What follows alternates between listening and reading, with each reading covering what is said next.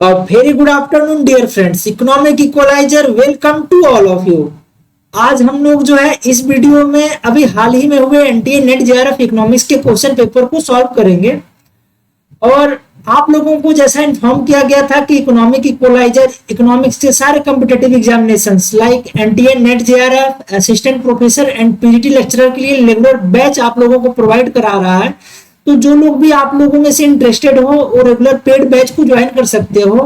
Paid batch से पहले आप लोगों को एक कंप्लीट डेमो बोला गया था कि जिसमें video bilingual notes, video lecture, उस टॉपिक पे किस तरीके के ऑब्जेक्टिव क्वेश्चंस बन सकते हैं, उन क्वेश्चंस को विद एक्सप्लेनेशन एंड सॉल्यूशन और पीपीटी पीडीएफ, ये सारे आप लोगों को व्हाट्सएप एंड टेलीग्राम चैनल पे शेयर किए जा चुके हैं। और यूट्यूब चैनल पे आप लोग डेमो लेक्चर्स जाके देख सकते हो जो कि गेम थ्योरी पे है। और बहुत से लोगों को अभी भी क्वेरीज आ रही है कि सर रेगुलर बैच के बारे में एक बार कंप्लीट डिटेल्स आप फिर से बता देते तो ज्यादा अच्छा रहता। तो आप लोगों को मैं ये क्वेश्चन एनटीए नेट जेआरएफ का जो पेपर सॉल्व करने से पहले एक बार हम लोग जो है उस कंप्लीट डिटेल्स को देख लेते हैं, फिर हम लोग जो है पेपर को सॉल्व करते हैं। ये आप लोगों के सामने जो है कंप्लीट डिटेल्स है, आप लोग इसको देख सकते हो। इसमें आप लोगों को बताया गया था कि एनटीए नेट जेआरएफ के लिए आपका रेगुलर पेड बैच होगा, असिस्टेंट प्रोफेसर के लिए बैच होगा और पीजीटी लेक्चरर के लिए होगा। एनटीए नेट जेआरएफ के लिए आपका दिसंबर में आप लोग देख रहे हो 2 मंथ्स आप लोगों के बचे हुए हैं। अक्टूबर स्टार्ट हो चुका है, अक्टूबर नवंबर दिसंबर में आपके एग्जाम्स हो जाएंगे। दिसंबर के फर्स्ट या सेकंड वीक में आपके एग्जाम्स हो जाएंगे। तो हम लोग के पास 2 मंथ्स है। इस 2 मंथ्स में एनटीए नेट जेआरएफ के सिलेबस को कंप्लीट नहीं किया जा सकता है, लेकिन आप लोगों को बताया गया था कि जो इकोनॉमिक इक्वलाइजर आप लोगों को जो बैच प्रोवाइड कराएगा, तो आप लोग दिसंबर में आप जुड़ोगे। अगर आप ज्वाइन करते हो बैच को, रेगुलर बैच को, तो आपको दिसंबर का आपका बोनस आपको मिलेगा। आपको दिसंबर वाला अटेम्प्ट आपका कंसीडर नहीं किया जाएगा। आपको जून 2025 एंड दिसंबर आप लोगों का है जून 2025 एंड दिसंबर 2025 के लिए था, ठीक है।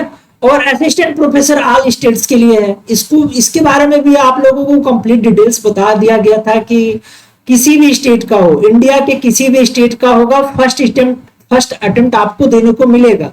जैसे अभी आप लोग देख रहे हो यूपी में यूपीएससी को का एग्जाम होने को है। अभी आप लोग देख रहे हो यूपी जीडीसी आने को है, जो गवर्नमेंट डिग्री कॉलेज के असिस्टेंट प्रोफेसर के लिए होता है। तो और बाकी भी other state RPSC, MPSC, Bihar में असिस्टेंट प्रोफेसर आप लोगों को 2025 में वैकेंसी देखने को मिलेगा। महाराष्ट्र का असिस्टेंट प्रोफेसर हो गया। तो इन बाकी सारे स्टेट्स को आप लोगों को असिस्टेंट प्रोफेसर के बारे में आप लोगों को रेगुलर बैच प्रोवाइड कराया जाएगा। ये भी बताया गया था कि अगर इकोनॉमिक इक्वलाइजर आप लोगों के एग्जाम के 10 दिन पहले आप लोगों का कंप्लीट सिलेबस में आपका video lecture, PDF bilingual notes, topic wise MCQs कराने में अगर फेल होता है तो आप लोगों को 75% आपका जो आप पेड बैच के लिए आप अमाउंट पे किए हो उसका रिटर्न कर दिया जाएगा विदाउट एनी आर्गुमेंट। उसी तरीके से आपका पीजीटी लेक्चरर के लिए भी बताया गया था। अभी आप लोग देख रहे हो पीजीटी एग्जाम होने को है। अभी आप लोग देखोगे अदर स्टेट्स के भी या सेंट्रल गवर्नमेंट की जो वैकेंसीज होती है, एनबीएस, केवीएस, ईएमआरएस, ये सब होने को है 2025 में। आप लोगों को मैक्सिमम आप लोग देखोगे जितने भी एग्जाम्स पेंडिंग में है वो मैक्सिमम एग्जाम्स आप लोगों को आप लोग देखोगे एग्जाम्स होंगे, ठीक है। तो एनबीएस, केवीएस, ईएमआरएस कोई भी एग्जाम है आपको फर्स्ट अटेम्प्ट आपको देने को मिलेगा। तो ये नहीं है कि अब आप एग्जाम का डेट अनाउंस हो जाए तब आप बैच ज्वाइन करोगे, तो फिर आपका सिलेबस कंप्लीट नहीं हो पाएगा। अगर आप लोग मैक्सिमम एस्पिरेंट जो भी प्रिपरेशन कर रहे हो, चाहे एनबीएस का हो, केबीएस का हो, यूपी पीजीटी का हो या आरपीएससी पीजीटी का हो या किसी भी स्टेट की पीजीटी हो, तो आप लोगों को ये कंप्लीट डिटेल्स बता दिया गया था कि जितने भी स्टेट के पीजीटी लेक्चरर होंगे या असिस्टेंट प्रोफेसर के एग्जाम्स होंगे, उनके एज पर सिलेबस आप लोगों का सिलेबस उस पेड ग्रुप पे आप लोगों को शेयर कर दिया जाएगा। फिर आप लोग चेक कर सकते हो पेड आप लोगों का सिलेबस के अकॉर्डिंग आप लोगों को नोट्स मिल रहे हैं कि नहीं मिल रहे हैं, आप लोगों के वीडियो लेक्चर्स आप लोगों को प्रोवाइड कराए जा रहे हैं कि नहीं कराए जा रहे हैं, आप लोगों को उस टॉपिक वाइज आप लोगों को एमसीक्यूज मिल रहे हैं कि नहीं मिल रहे हैं। आप लोग एग्जाम का डेट अनाउंस होने के बाद आप लोग ज्वाइन करोगे तो आप लोग देर कर दोगे। आप लोगों को यह भी बताया गया कि फर्स्ट अटेम्प्ट जब तक आप लोग देना लोगे तब तक आपकी वैलिडिटी रहेगी, चाहे आप यूपीएससी असिस्टेंट प्रोफेसर किसी भी स्टेट का हो या फिर पीजीटी लेक्चरर किसी भी स्टेट का हो, जिसमें एनबीएस भी है, केबीएस भी है, ईएमआरएस भी है, तो आप लोग विदाउट एनी डिले आप लोग ज्वाइन कर सकते हो पेड बैच को, ठीक है। और आप लोगों को जो स्टडी मटेरियल प्रोवाइड कराया जाएगा वो बेस्ट होगा, किसी भी प्लेटफॉर्म पे बेस्ट मटेरियल प्रोवाइड कराया जाएगा, ये ओपन चैलेंज देता हूं आप लोगों को, ठीक है। आप लोग देख सकते हो जो नोट्स होगा, जो भी आप लोगों को एमसीक्यूज मिलेगा, ये ओपन चैलेंज है इकोनॉमिक इक्वलाइजर का, आप लोग देख सकते हो किसी भी प्लेटफॉर्म पे आप लोगों का एज पर टॉपिक किस तरीके से ऑब्जेक्टिव क्वेश्चंस उस टॉपिक के हो सकते हैं, किस तरीके का उसका उस जितने भी क्वेश्चंस होंगे, थ्योरेटिकल होगा या मैथमेटिकल होगा, थ्योरेटिकल होगा तो उसका एक्सप्लेनेशन, मैथमेटिकल होगा तो उसका सॉल्यूशन भी आप लोगों को प्रोवाइड कराया जाएगा। तो आप लोग विदाउट एनी डिले आप लोग ज्वाइन कर सकते हो। और बाकी आप लोगों को फी डिटेल्स आप लोग देख सकते हो, एनटीए नेट जेआरएफ में बताया गया था कि इसकी वैलिडिटी जो है आपका 5999 इसका प्राइस है, पीजीटी लेक्चरर का जो है 4999 है, असिस्टेंट प्रोफेसर का 4999 है। First attempt for all state, first attempt for all state. इसमें एनटीए नेट जेआरएफ का आप लोग देखोगे दिसंबर 2024, जून 2025 एंड दिसंबर 2025 के लिए है। लेकिन बहुत से लोग हमको मैसेज कर रहे थे कि सर पूछ रहे हैं कि सर हमको जून 2025 तक ही देना है, वाला ये अटेम्प्ट देना है, हमको फर्स्ट अटेम्प्ट के लिए इसका फी कुछ कम हो सकता है क्या, इसमें कुछ नेगोशिएशन हो सकता है क्या। तो अगर आप दिसंबर 2025 का अटेम्प्ट नहीं देना चाहते हो तो आपको ये इसकी प्राइस 3000 रुपीज होगी। जो आपका एनटीए नेट जेआरएफ है, एनटीए नेट जेआरएफ है, ये अगर आपको केवल जून 2025 तक ही आपको वैलिड रहना है, आपकी वैलिडिटी इतने तक ही रहनी है, तो इसको आप 3000 रुपीज आप पे करके इसमें जुड़ सकते हो। ये 6000 रुपीज जो है 5999 है, ये आपका दिसंबर 2025 तक वैलिडिटी थी इसकी। लेकिन अगर आप चाहते हो केवल जून 2025 दिसंबर वाला बोनस दिया जा रहा है, आप ज्वाइन करोगे तो दिसंबर वाले अटेम्प्ट को आपको कंसीडर नहीं किया जाएगा। कंसीडर इसलिए नहीं किया जा रहा है क्योंकि दिसंबर 2024 में आपका सिलेबस एनटीए नेट जेआरएफ का कंप्लीट नहीं हो पाएगा। आप लोगों को बताया गया था 6 to 8 month NTA net JRF के सिलेबस को कंप्लीट होने में मिनिमम लगते हैं, क्योंकि सिलेबस एनटीए नेट जेआरएफ का बहुत ही वाइड है, बहुत ही डीप जाना पड़ेगा, तो इसलिए इसका 6 to 8 मंथ्स आप लोगों को लगेंगे सिलेबस कंप्लीट कराने में। और जो भी मटेरियल होगा, जो भी आप लोगों के एमसीक्यूज होंगे वो बेस्ट होगा, किसी भी प्लेटफॉर्म पे आप लोगों को बेस्ट प्रोवाइड कराया जाएगा, आप लोग निसंदेह जुड़ सकते हो, ठीक है। और अगर आप लोग केवल जून 2025 के लिए जुड़ना चाहते हो तो इसकी आपको आप लोगों को 3000 रुपीज पे करके आप लोग जो है रेगुलर बैच ज्वाइन कर सकते हो। आप लोगों को यह भी बताया गया था कि किसी भी बैच में, चाहे वो एनटीए नेट जेआरएफ का हो, पीजीटी लेक्चरर हो, असिस्टेंट प्रोफेसर हो, 10 एस्पिरेंट्स जब तक ज्वाइन नहीं करेंगे तब तक ये बैच जो है, जो पेड बैच है, वो रेगुलर मोड में नहीं होगा, उसको कंडक्ट ही नहीं किया जाएगा। अगर 10 एस्पिरेंट ज्वाइन करते हैं तो तुरंत इमीडिएट हम लोग स्टार्ट कर देंगे, ठीक है, विदाउट एनी डिले हम लोग इमीडिएट स्टार्ट कर देंगे। डेली आप लोगों को बाइलिंगुअल पीडीएफ नोट्स मिलेगा, डेली आप लोगों को वीडियो लेक्चर्स मिलेंगे, एज पर सिलेबस होगा, डेली आप लोगों को एमसीक्यूज मिलेंगे, ठीक है। तो आप लोग विदाउट एनी डिले आप लोग ज्वाइन कर सकते हो। और आप लोग पीजीटी असिस्टेंट प्रोफेसर ज्वाइन करते हो तो ये 7500 है, ये आप किसी भी स्टेट का फर्स्ट अटेम्प्ट आपको देने को मिलेगा। PGT NTA net JRF PGT join करना चाहते हो, अभी आप लोगों को बताया कि एनटीए नेट जेआरएफ अगर आप तो जून 2025 का अटेम्प्ट ही देना चाहते हो तो आप 3000 पे करके आप लोग पेड बैच ज्वाइन कर सकते हो। उसी तरीके से आप लोगों को ये कंप्लीट डिटेल्स दिया गया है। बाकी कोई भी इंफॉर्मेशन हो आप लोग मुझको इस नंबर पे व्हाट्सएप कर सकते हो या फिर कॉल करके पूछ सकते हो। अब हम लोग जो है बिना देर किए एनटीए नेट जेआरएफ जो भी अगस्त में पेपर हुआ, 28 अगस्त को पेपर हुआ है, उस पेपर को हम लोग सॉल्व करते हैं। तो आप लोग देखोगे, आप लोग के सामने फर्स्ट क्वेश्चन स्क्रीन पे दिख रहा होगा।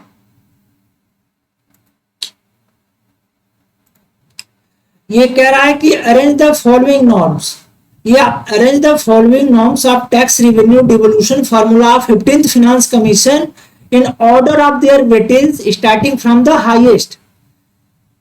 ठीक है, ये कह रहा है फिनांस कमीशन को वेटेज को हाईएस्ट से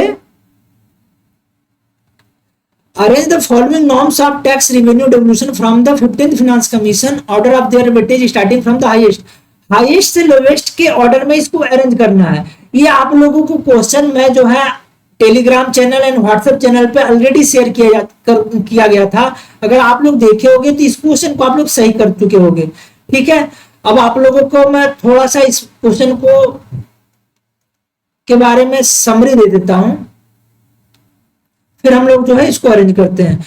अब इनकम डिस्टेंस में आप लोग देखोगे 15th फाइनेंस कमीशन में इनकम डिस्टेंस का वेटेज कितना था।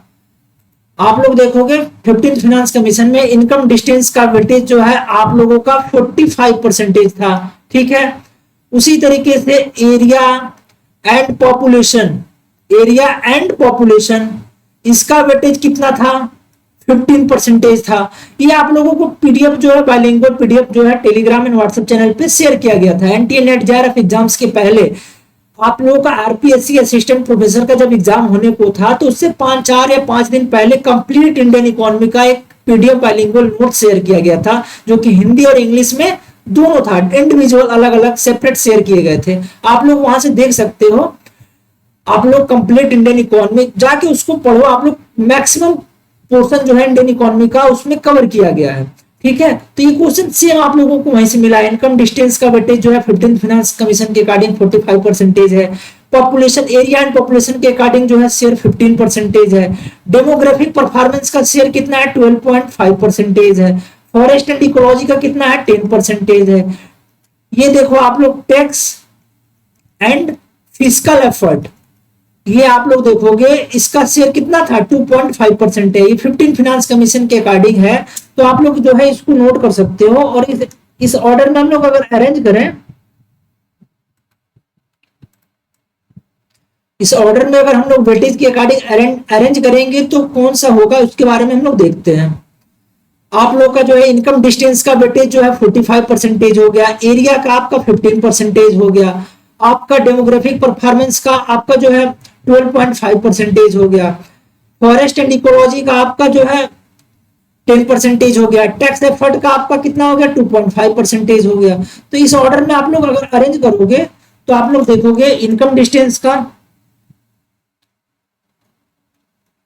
ये 45% है, एरिया का कितना है 15% है, डेमोग्राफिक परफॉर्मेंस का कितना है 12.5% है, फॉरेस्ट एंड इकोलॉजी का कितना है 10% है, टैक्स एफर्ट का कितना है 2.5% है। तो सबसे ज्यादा कह रहा है कि वेटेज फ्रॉम द हाईएस्ट में सबसे ज्यादा आपका क्या हो जाएगा, पहले नंबर पे ए हो जाएगा, फिर दूसरे नंबर पे आपका बी हो जाएगा, तीसरे नंबर पे आपका सी हो जाएगा, चौथे नंबर पे क्या हो जाएगा, डी हो जाएगा, पांचवें नंबर पे आपका ए हो जाएगा। तो A B C D option कौन सा है आपका, फर्स्ट ऑप्शन क्या हो जाएगा, राइट हो जाएगा। इस क्वेश्चन का आप लोग देख सकते हो हिंदी में भी ले आया गया है, हिंदी में भी इसका कंप्लीट एक्सप्लेन आप लोगों को जो है ट्रांसलेशन मिलेगा। 15वें वित्त आयोग के कर राजस्व हस्तांतरण फार्मूले में के अनुसार निम्नलिखित मानदंडों को उच्चतम से शुरू करके उनके भार क्रम में व्यवस्थित करें। तो इनकम डिस्टेंस जो कि आपकी आय दूरी है, क्षेत्र है, क्षेत्रफल है, जनसांख्यिकीय प्रदर्शन, डेमोग्राफिक परफॉर्मेंस है, फॉरेस्ट एंड इकोलॉजी है, टैक्स एफर्ट है। तो इसको आप लोग का जो राइट ऑप्शन आप लोगों को बता दिया गया क्या होगा, ए हो जाएगा। ठीक है, अब हम लोग नेक्स्ट क्वेश्चन को देखते हैं। इसमें आप लोग देखोगे कह रहा है कि अ feasible solution in a linear programming problem, LPP में कह रहा है कि फिजिबल सॉल्यूशन के लिए इसमें से कौन सा स्टेटमेंट सही है। इसमें कह रहा है must satisfy all the problems constraint simultaneously as it is a correct. क्योंकि फिजिबल सॉल्यूशन क्या होता है, for feasible solution in a linear programming problem must satisfy all the problems constraint simultaneously as it is absolutely correct, need not satisfy all the constraints only some of them. जब आपका first सही हो गया तो second आपका क्या हो जाएगा, एलिमिनेट हो जाएगा, ऑटोमेटिकली एलिमिनेट हो जाएगा। तीसरा क्या कह रहा है कि must be A corner point in the feasible region. ये आप लोग देखो, for a feasible region it is not necessary it must be a corner point, it may be any point within the feasible region। तो आपका ये वाला भी option क्या हो जाएगा, एलिमिनेट हो जाएगा। कह रहा है कि must be A corner point for feasible solution linear programming problem में जब आप लोग हम लोग फिजिबल सॉल्यूशन के लिए जाते हैं तो feasible solution can be any point with in a feasible region, must be A corner point कह रहा है। कॉर्नर कॉर्नर पॉइंट ही होना चाहिए, तो ये आपका क्या हो जाएगा, एलिमिनेट हो जाएगा, इट इज इनकरेक्ट हो जाएगा। मे और may not be optimise the value of objective function, yes it is a correct for a feasible solution in a linear programming problem may not necessarily it may not necessarily optimize the value of objective function, it may or may not optimize the value of objective function, तो आपका D भी क्या हो जाएगा, सही हो जाएगा। must be greater than equal to 0 for a linear programming problem LPP in a feasible solution, for a feasible solution जो वेरिएबल्स होते हैं वो क्या होते हैं, it is a non negative, non negative मतलब मस्ट बी ग्रेटर देन और equal to 0, तो आपका ई भी क्या हो जाएगा, सही हो जाएगा। तो आपका स्टेटमेंट कौन सा हो गया, ए डी एंड ई, तो आपका first statement, first option is right, ए क्या होगा, सही हो जाएगा, first statement right, that is option 1। ठीक है, अब हम लोग नेक्स्ट क्वेश्चन को देखेंगे, ये आप लोग हिंदी में देख सकते हो, हिंदी में क्वेश्चन ये है, समस्या के सभी बाधाओं को एक साथ पूरा करना, बिल्कुल सही है, सभी बाधाओं को पूरा करने की आवश्यकता नहीं है, केवल उनमें से कुछ को पूरा करने की आवश्यकता है, ये गलत है। जब आपका ए सही होगा तो बी गलत हो जाएगा। संभव क्षेत्र में केवल कोने की बिंदु होना चाहिए, नहीं, ये कोई भी बिंदु हो सकता है, केवल आप उस फिजिबल रीजन के एरिया के अंतर्गत आता हो, तो आपका ये भी गलत हो जाएगा। उद्देश्य फंक्शन के मूल्य को अनुकूलित कर भी सकता है और नहीं भी कर सकता है, बिल्कुल ये सही है। ई भी क्या हो, क्योंकि नॉन निगेटिव होता है, तो आपका ये सही हो जाएगा। आप लोग हिंदी में भी सारे क्वेश्चंस के हिंदी में भी आप लोगों को यहाँ पे ट्रांसलेशन मिलेंगे, आप लोग देख सकते हो। नेक्स्ट क्वेश्चन क्या है, नेक्स्ट क्वेश्चन क्या है, arrange the following items in order of their construction starting from the first stage to last stage, first stage से लास्ट स्टेज के ऑर्डर में इनको क्या करना है, अरेंज करना है। बजट क्या शो करता है, इट शोज परचेजिंग पावर, ठीक है। यूटिलिटी क्या रिप्रेजेंट करता है,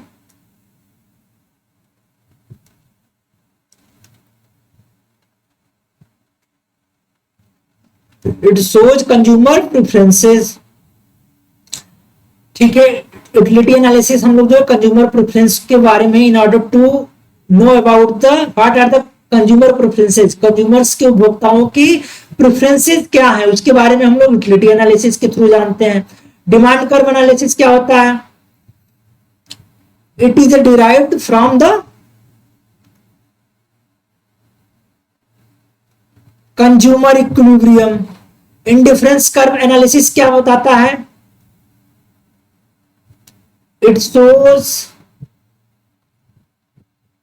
ग्राफिकल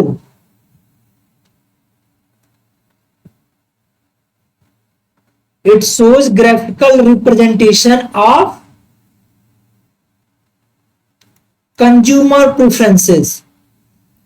कंज्यूमर प्रेफरेंसेस क्या है, उसका ग्राफिकल प्रेजेंटेशन हम लोगों को इंडिफरेंस कर्व देता है, ठीक है। कंज्यूमर इक्विलिब्रियम क्या होता है, इट रिप्रेजेंट्स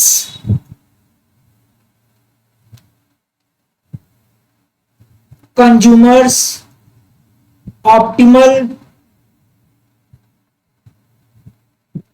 कंजम्पशन बंडल, ये कंज्यूमर के ऑप्टिमल कंजम्पशन बंडल को रिप्रेजेंट करता है, शो करता है।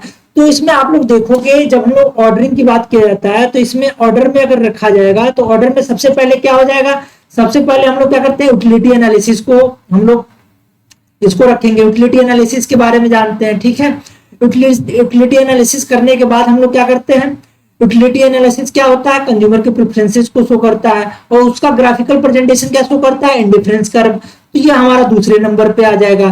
तीसरे नंबर पे हम किस तरीके से अपने इनकम का, हमारा परचेजिंग पावर क्या है, तो हम बजट के थ्रू देखते हैं, तो ये हमारा थर्ड पे आ जाएगा, ठीक है, थर्ड पे आ गया। उसके बाद हम लोग क्या देखते हैं, कंज्यूमर्स का इक्विलिब्रियम, कंज्यूमर का इक्विलिब्रियम कैसा है, कंज्यूमर जो है अपना ऑप्टिमल कंजम्पशन बंडल कहां से गेन करता है, तो ये फोर्थ नंबर पे आ जाएगा।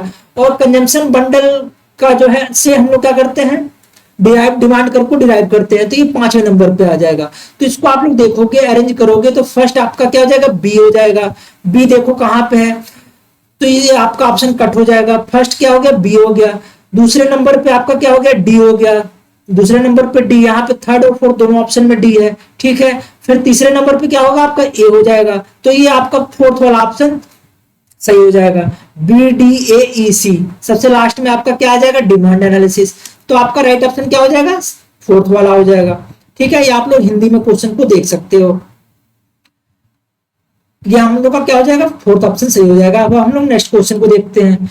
कह रहा है consider the following statements regarding the public good. Public good के अकॉर्डिंग जो होता है निम्नलिखित कथनों को बताइए कौन सा स्टेटमेंट सही है। Which of the following statements is right for the public good.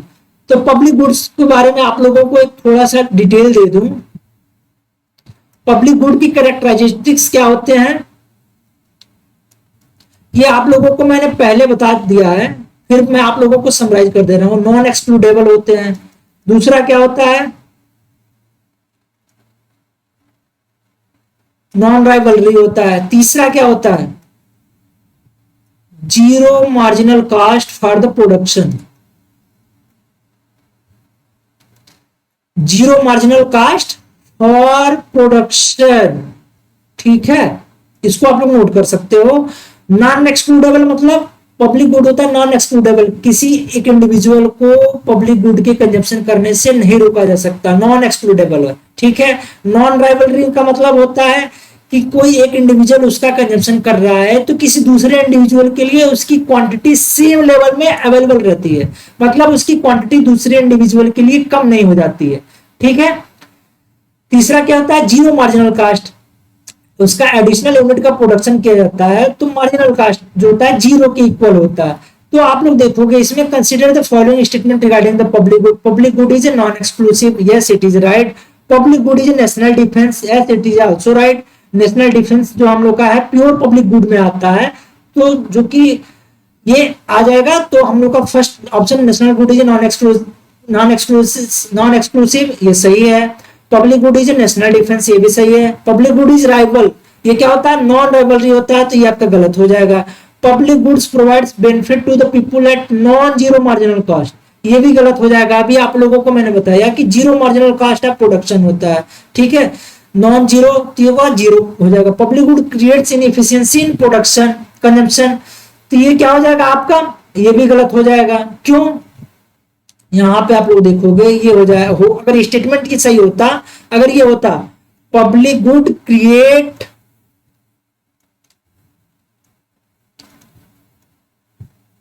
Inefficiency in production होता तो ये स्टेटमेंट सही होता, लेकिन ये कह रहा है इनएफिशिएंसी इन कंजम्पशन, तो इसलिए क्या हो जाएगा, गलत हो जाएगा। हम लोग राइट ऑप्शंस कौन कौन से हो जाएंगे, A and B. A and B will be right, that is option 1, ठीक है। अब हम लोग नेक्स्ट क्वेश्चन को देखते हैं। ये आप लोग हिंदी में क्वेश्चंस को देख सकते हो। नेक्स्ट क्वेश्चन क्या है, ये कह रहा है कि arrange the following events from the date of their happening starting from the oldest सबसे पुराने से सबसे नए के ऑर्डर में इसको हम लोगों को क्या करना है, अरेंज करना है। IRDA act passed in parliament, IRDA act कब पास हुआ था, ठीक है। Concept of financial inclusion introduced in the banking sector, global trust bank merge with the UTI bank, 364 days treasury bill introduced in the market related rates, fiscal responsibility and budget management act, FRBM act. तो आप लोग देखोगे IRDA act passed in the parliament, ये कब हुआ था, 1999 में। Concept of financial inclusion introduced in the banking sector, ये आप लोग देखोगे 2005-6 में ये इंट्रोड्यूस हुआ था। फाइनेंशियल इंक्लूजन जो है, वित्तीय समावेश जो है बैंकिंग सेक्टर में 2005-6 में हुआ था। Global trust bank merge with UTI, unit trust of India bank से कब हुआ था, 2001 में। इसको आप लोग नोट कर सकते हो। 364 day treasury bill introduced with the market related rates, ये आपका आया था कब, 1992 में आया था। 364 डे ट्रेजरी बिल जो इंट्रोड्यूस हुआ था वो 1992 में हुआ था। एफआरबीएम एक्ट आप लोग अच्छे से जानते हो 2003 में आया था, ठीक है। तो इसको अगर अरेंज करोगे ओल्डेस्ट से लोवेस्ट, ओल्डेस्ट से न्यूएस्ट के फॉर्म में अरेंज किया जाए, अगर हम लोग इसको अरेंज करते हैं तो सबसे पहले हम लोग को क्या आ जाएगा, सबसे पहले आप लोग देखोगे डी आ जाएगा, ये 364 डेज एलिजिबल। 1992 के बाद हम लोग का क्या आ रहा है, ये IRDA एक्ट आ रहा है, ये ए आ जाएगा। उसके बाद आप लोग देखोगे इसमें हम लोग का कौन सा आ जाएगा, सी आ जाएगा, जो कि ग्लोबल ट्रस्ट बैंक मर्ज हुई थी UTI है, unit trust of India bank के साथ। इसके बाद क्या आ जाएगा, आप लोग देखोगे 2001 के बाद 2000 आपका 3 आ जाएगा, जो कि क्या है, FRBM एक्ट है, FRBM एक्ट। तो आपका ये क्या हो जाएगा, सी के बाद ई आ गया, ई के बाद आपका क्या आ जाएगा सबसे लास्ट में, concept of financial inclusion, DACEB, ये आपका राइट ऑप्शन हो जाएगा। कौन सा है इसमें, इसमें देखें हम लोग तो DAC आपका फर्स्ट ऑप्शन आपका क्या हो गया, सही हो जाएगा, दैट इज ऑप्शन नंबर 1। अब हम लोग नेक्स्ट क्वेश्चन को देखते हैं। ये आप लोग हिंदी में क्वेश्चंस को देख सकते हो, आप लोगों को बाइलिंगुअल ये प्रोवाइड कराया गया है। अगर आप लोगों को इसका PPT, इसका PDF चाहिए होगा तो आप लोग टेलीग्राम चैनल से जुड़ सकते हो। टेलीग्राम चैनल का लिंक आप लोग जो है, आप लोग इकोनॉमिक इक्वलाइजर सर्च करोगे, इकोनॉमिक इक्वलाइजर आप लोग टेलीग्राम पे सर्च करोगे तो आप लोगों को टेलीग्राम चैनल के लिंक्स मिल जाएंगे। वहां पे इस जब हम लोग कंप्लीट 100 क्वेश्चंस NTA नेट के पेपर को सॉल्व कर लेंगे तो कंप्लीट PDF का PPT का PDF आप लोगों को उस Telegram channel and WhatsApp channel, Telegram channel या फिर यूट्यूब चैनल, आप किसी भी एक चैनल से जुड़ जाते हो तो आप बाकी अदर चैनल से जुड़ सकते हो। इकोनॉमिक इक्वलाइजर के जो भी यूट्यूब व्हाट्सएप चैनल है या फिर यूट्यूब का चैनल है, यूट्यूब चैनल भी आप लोग यूट्यूब पे इकोनॉमिक इक्वलाइजर सर्च करोगे तो आप लोगों को ई करके ऐसे यूट्यूब चैनल का आप लोगों को लिंक मिल जाएगा, वहां से आप लोग जुड़ सकते हो। ठीक है, तो ये आप लोग इसको हिंदी में क्वेश्चन को देख सकते हो। इस क्वेश्चन का राइट ऑप्शन हम लोग का क्या हो गया, 1 हो गया। अब हम लोग नेक्स्ट क्वेश्चन को देखते हैं। इसमें भी इस पेपर में आप लोग देखोगे कि क्रोनोलॉजी बहुत से आए हुए हैं, तो हम लोग जो भी आप लोग अभी NTA नेट JRF का जो रेगुलर बैच होगा उसमें जितने भी टॉपिक वाइज जितने भी क्रोनोलॉजी हो सकते हैं, ट्रू फॉल्स हो सकते हैं, मैच द फॉलोइंग हो सकते हैं, ये कंसेप्ट किसने दिया है, या फिर जितने भी क्रोनोलॉजी में हो गए, नोबेल प्राइज के हो गए, या फिर जितने भी प्लानिंग्स हो गए, या फिर 5 ईयर प्लान्स के हो गए, जितने भी तरीके के क्रोनोलॉजी क्वेश्चंस बन सकते हैं, MCQs बन सकते हैं, वो आप लोगों को सारे पेड प्लेटफॉर्म पे प्रोवाइड कराया जाएगा और बेस्ट स्टडी मटेरियल प्रोवाइड कराया जाएगा। ये ओपन चैलेंज है आप लोगों को, आप लोग देख सकते हो किसी भी प्लेटफॉर्म पे आप लोग देख सकते हो। आप लोग एक बार जुड़ो फिर उसकी यूटिलिटी को रियलाइज करो, जब आप लोग जुड़ोगे तब आपको उसकी यूटिलिटी मिलेगी। ठीक है, आप लोगों को कंप्लीट जो है demo lectures already PDF notes के साथ प्रोवाइड कराया जा चुका है। आप लोगों को ये भी बता दिया गया है कि NTA नेट JRF जो है, अगर आप लोग केवल जून तक वैलिडिटी चाहते हो, जून 2025 तक वैलिडिटी इसकी अगर चाहते हो तो ये आप लोगों को जो है 3000 में अवेलेबल है। आप लोगों को दिसंबर 2025 तक 5999 में था, लेकिन अगर केवल जून 2025 तक ही आप चाहते हो इसमें बने रहना, पेड प्लेटफॉर्म पे बने रहना, तो 3000 पे करके आप लोग इमीडिएट जुड़ सकते हो। जैसे ही 10 एक्सपीरियंस होंगे रेगुलर मोड में बैचेज स्टार्ट कर दिए जाएंगे, चाहे वो असिस्टेंट प्रोफेसर हो, PGT लेक्चरर हो या फिर NTA नेट JRF इकोनॉमिक्स का हो। आप लोग अगर देर कर रहे हो, आप लोगों को किसी भी तरीके का कोई भी क्वेश्चन हो, क्वेरीज हो, डिलेमा हो, तो आप लोग जो है इस नंबर पे आप लोग मुझे व्हाट्सएप कर सकते हो या फिर व्हाट्सएप कॉल कर सकते हो। इस पे आप लोग कॉल करके कोई भी क्वेरीज है, किसी तरीके का डाउट हो आप लोग पूछ सकते हो। ठीक है, ये देखो अब इस क्वेश्चन को आप लोग देखोगे, arrange the following initiative launched by the government in order of there starting from the oldest. इस क्वेश्चन को अगर आप लोग देखोगे, अंत्योदय अन्न योजना, अंत्योदय अन्न योजना कब आया था, ये आपका आया था 2000 में। मिड डे मील स्कीम कब आई थी, 1995 में आई थी। नेशनल फूड सिक्योरिटी एक्ट कब आई थी, 2013 में आई थी। रिवाइज्ड पब्लिक डिस्ट्रीब्यूशन सिस्टम, ये आप लोग देखोगे, इसमें आप लोग देख लो रिवाइज्ड, ये क्या है, रिवाइज्ड पब्लिक डिस्ट्रीब्यूशन सिस्टम। इसमें आप लोग पहले जान लो पब्लिक डिस्ट्रीब्यूशन सिस्टम कब आया था।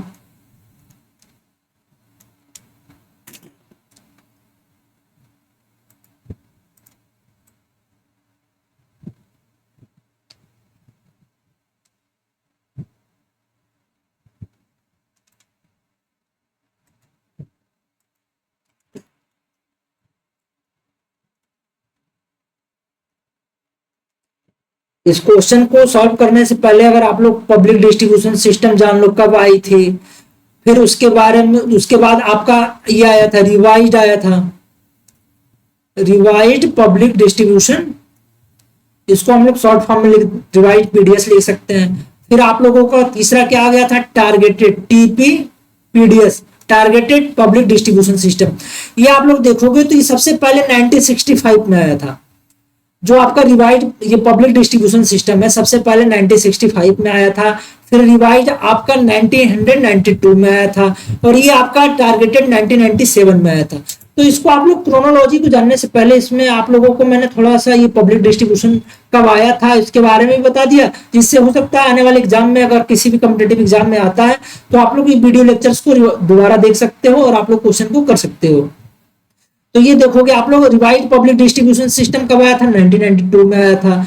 टारगेटेड कब आया था, 1997 में आया था। अब इस अकॉर्डिंग आप लोग क्रोनोलॉजी में अरेंज करोगे तो हम लोग का सबसे पहले क्या आ जाएगा, सबसे पहले आपका क्या आ जाएगा, डी आ जाएगा। डी के बाद 1992 के बाद 95 है, बी आ जाएगा। बी के बाद हम लोग का क्या आ जाएगा, बी के बाद हम लोग का क्या आ जाएगा, ई आ जाएगा।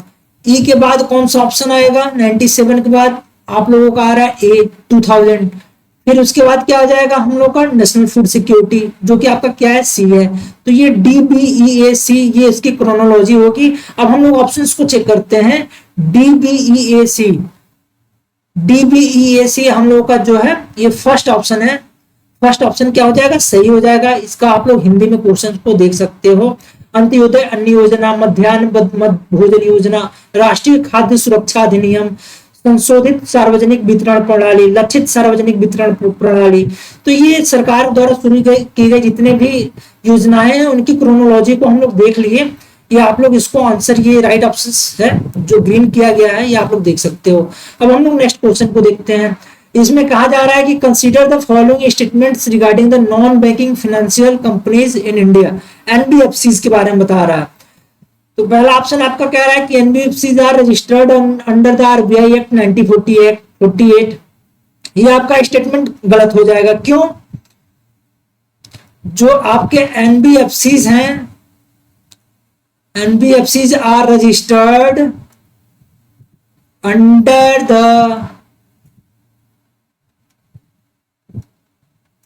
कंपनीज एक्ट 1956 और 2013। तो ये आपका ये आरबीआई एक्ट कह रहा है, तो ये आपका क्या हो जाएगा, ये क्या हो जाएगा आपका, ये रॉन्ग हो जाएगा। ठीक है। NBFC can not accept demand deposits like commercial bank, as it is correct. NBFCs have to invest a specific percentage of their assets in the unencumbered approved securities, as it is also correct। ये आप लोग इसमें note कर सकते हो। जो ये कह रहा है कि हैव टू स्पेसिफिक, कह रहा है कि एनबीएफसी हैव टू इन्वेस्ट, इसमें कह रहा है कि एनबीएफसी को इन्वेस्ट करना होता है कि स्पेसिफिक एक certain percentage of their assets in unencumbered approved securities. इसमें आप लोग सेक्शन जो है 45(1)(b) के अकॉर्डिंग जो है एनबीएफसी को 5% इनकम अनइनकम्बर्ड अप्रूव्ड सिक्योरिटीज में इनको क्या करना होता है, इन्वेस्ट करना होता है। तो इसलिए ये क्वेश्चन, इस ऑप्शन, ये ऑप्शन भी हम लोग का क्या हो जाएगा, करेक्ट हो जाएगा। ठीक है, इसको आप लोग नोट कर सकते हो। फिर फोर्थ डी को देखोगे, एनबीएफसीज कह रहा है कि NBFCs which engaged in merchant banking and portfolio management services are governed by SEBI, Security Exchange Board of India, as it is also correct। ठीक है। इसमें भी क्या होता है, इसमें आप लोग देखोगे 45 सेक्शन 45(1)(c) के अकॉर्डिंग 20% क्या होता है, पोर्टफोलियो को इसको क्या करना होता है, गवर्न बाय सेबी, इसको क्या करना होता है एनबीएफसी में, इसको क्या करना होता है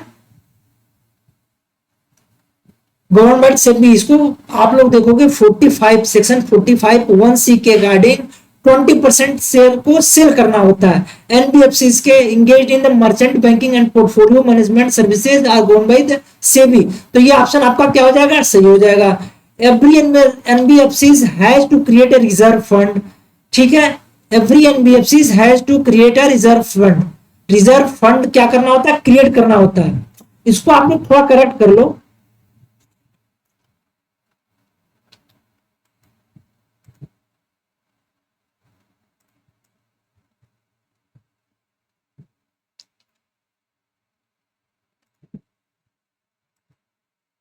every NBFC has to create a reserve fund.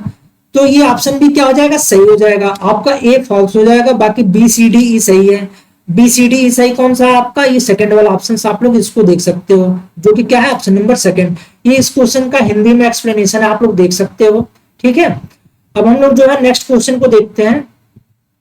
Next question कह रहा है which among the following committees was set up for banking sector reforms in India. निम्नलिखित में से कौन सी कमेटी का बैंकिंग सेक्टर रिफॉर्म्स के लिए सेट किया गया था। फर्स्ट ऑप्शन आप लोगों का क्या है, जलान कमेटी, बिमल जलान कमेटी है। दूसरा घोष कमेटी है। तीसरा शराब कमेटी है। गोकर्ण कमेटी है। तारापुरा कमेटी है। तो आप लोग देखोगे बिमल जलान कमेटी आपका नहीं होगा, घोष कमेटी है, शराब कमेटी जो है आपका है, गोकर्ण कमेटी भी नहीं है, तारापुरा कमेटी है। तो आपका क्या हो जाएगा, बी सी एंड ई, ये ऑप्शन आपके क्या होंगे, बैंकिंग सेक्टर रिफॉर्म्स के लिए ये सही हो जाएंगे। बी सी कौन सा है आपका, ऑप्शन नंबर 2। ये आप लोग इसका हिंदी एक्सप्लेनेशन देख सकते हो, हिंदी में इसका ट्रांसलेशन देख सकते हो, और ये आप लोग इसका एक्सप्लेनेशन देख सकते हो। ये देखो आप लोग, घोष कमेटी है, this committee was established to recommend reform for the banking sector focusing on improving efficiency and financial stability के लिए किया गया था। शराब committee is the primary objective was to evaluate and recommend the improvements to the banking technology in India leading to the modernisation and digitalisation. ठीक है, Tarapura committee आप लोग देखते हो, कैपिटल अकाउंट कन्वर्टिबिलिटी हम लोग पढ़ते हैं, तो ये भी आप लोग देखोगे committee focused on the banking sector reforms particularly on the issue of the capital account convertibility। अब जलान कमेटी और गोकर्ण कमेटी के बारे में आप लोग देख लो, involve in the banking related initiative, इनको भी कॉन्स्टिट्यूट किया गया था बैंकिंग सेक्टर रिलेटेड इनिशिएटिव्स के लिए, but they were not specifically focused on the banking sector reforms. The Jalan committee was constituted for the review of the working of the monetary policy framework 2006 and financial sector legislative reform FS LRC 2011 के लिए। ये इसके लिए आप लोग इसको note कर सकते हो। गोकर्ण कमेटी को आप लोग देख सकते हो, review of the issue of providing banking services through the non banking entities के लिए किया गया था। तो आप लोग इसको देखोगे, इस क्वेश्चन का राइट ऑप्शन आप लोगों को बता दिया गया। अब हम लोग नेक्स्ट क्वेश्चन को देखते हैं। इसमें कहा जा रहा है कि what is the permissible limit, what is the permissible limit for the foreign direct investment in India's defence industry through the government route. सरकारी मार्ग के माध्यम से भारत के रक्षा उद्योग में प्रत्यक्ष विदेशी निवेश की अनुमेय सीमा क्या है। ठीक है,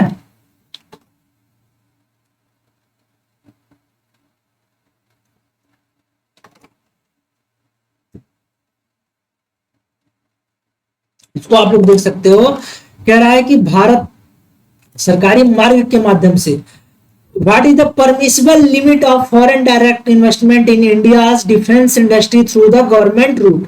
तो आप लोग इसको देखोगे 26% तो कभी रहा है, ये नहीं है, वो भी नहीं है, ये भी नहीं है, ये 100% कर दिया गया है। ये आप लोग इसको देख सकते हो, ये इसका आप लोग इसका एक्सप्लेनेशन यहां से देख सकते हो।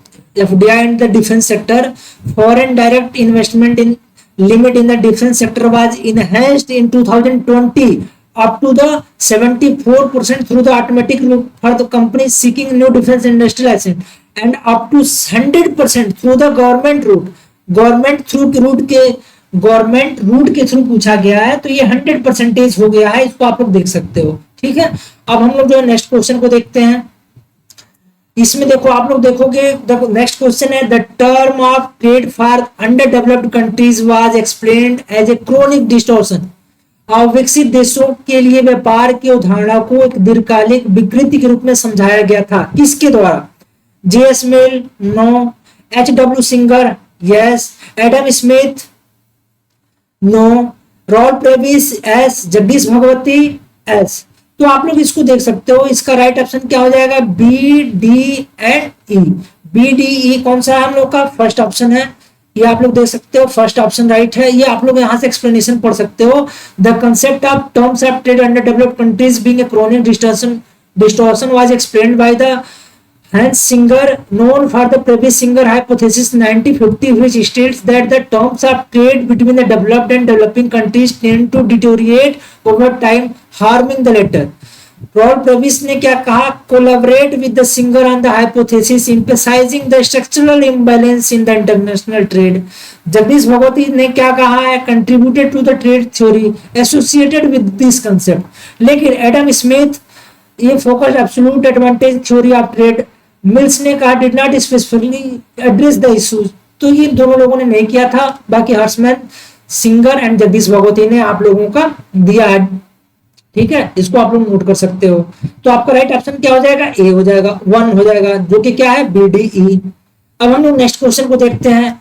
ये क्वेश्चन आप लोग देखोगे पेपर में क्रोनोलॉजी ज्यादा पूछा गया है, तो एनटीए का कुछ पैटर्न अनप्रिडिक्टेड है, उसके बारे में कुछ भी नहीं कहा जा सकता। लेकिन जब भी आप सिलेबस को पढ़ो तो कंप्लीट सिलेबस पढ़ो। आप लोगों को ये भी बता दूं,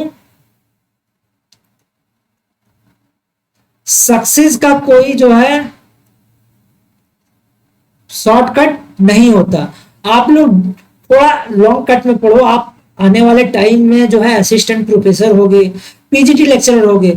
मान लो आपका किस्मत किसी दिन साथ दिया हो, आपका तुक्के से क्वेश्चन सही हो गया हो, लेकिन जब आप असिस्टेंट प्रोफेसर बन जाओगे या पीजीटी लेक्चरर बन जाओगे, तो आपको जब आप टीचर बन जाओगे या असिस्टेंट प्रोफेसर बन जाओगे, जब आप पढ़ाने जाओगे, तो आप अगर रट के या फिर तुक्के से क्वेश्चन सही करके आप जो है मान लो असिस्टेंट प्रोफेसर ही बन गए या फिर नेट वगैरह क्लियर कर ले रहे हो, तो आप आगे जब जाओगे टीचिंग लाइन में जब जाओगे तो आप लोगों को उसके बारे में नॉलेज नहीं होगा, तो फिर आपका ये शॉर्टकट वहां पे फेल हो जाएगा, आप एम्बैरेस हो जाओगे। ठीक है, तो इसलिए सफलता का, सक्सेस का कोई शॉर्टकट नहीं है, इसका एक ही शॉर्टकट है, सफलता का एक ही शॉर्टकट है, जो कि क्या है,